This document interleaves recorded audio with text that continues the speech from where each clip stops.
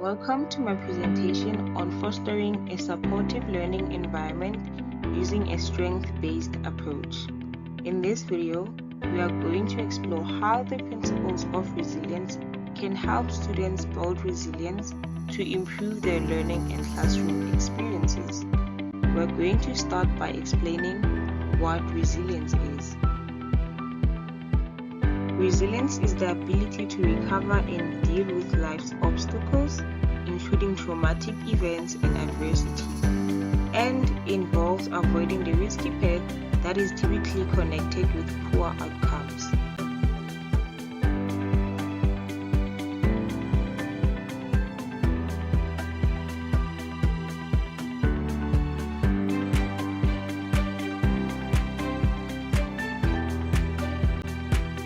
Resilience has risk factors and protective factors.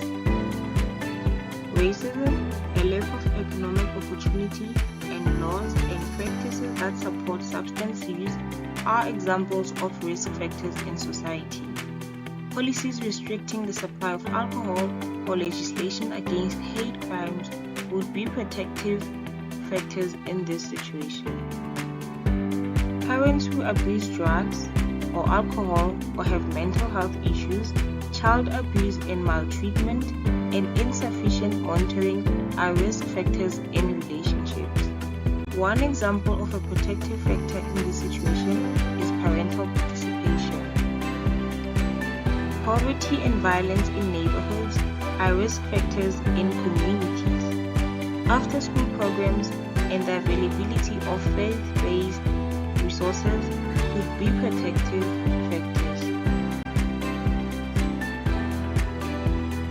These are some of the pictures that symbolize the benefits or the importance of fostering resilience, which takes us to our next slide.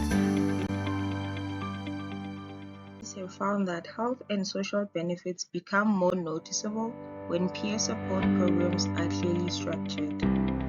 Given that resilient students are more likely to stick with their studies and take on academic challenges head-on, developing resilience can result in better academic success.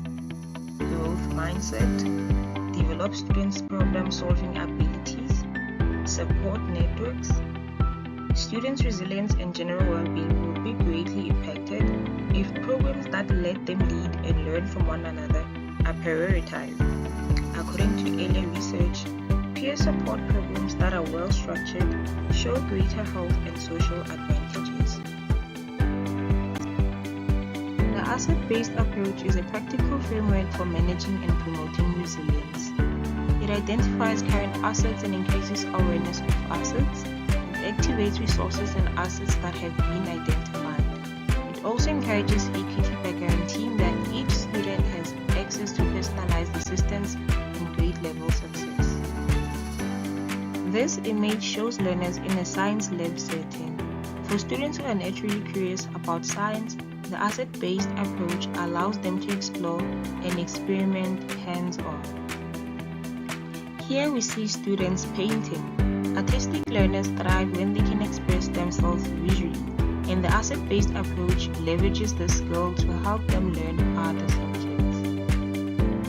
In this picture, students are working together with building blocks. For learners who excel in hands-on activities, the asset-based approach encourages them to use their building and problem-solving skills to understand new ideas. This image shows students using manipulators, such as counters, which is a great way to support students who enjoy math and strategy. In conclusion, building resilience is essential for learners because they don't worry about not living up to standards. These kids are more inclined to take healthy chances, they gain interdependence, effective problem-solving techniques, and improved interpersonal relationship building and maintenance abilities as a result of resilience. These qualities boost their self-esteem and their capacity to perform and make significant contributions to society as a whole, as well as day-to-day living.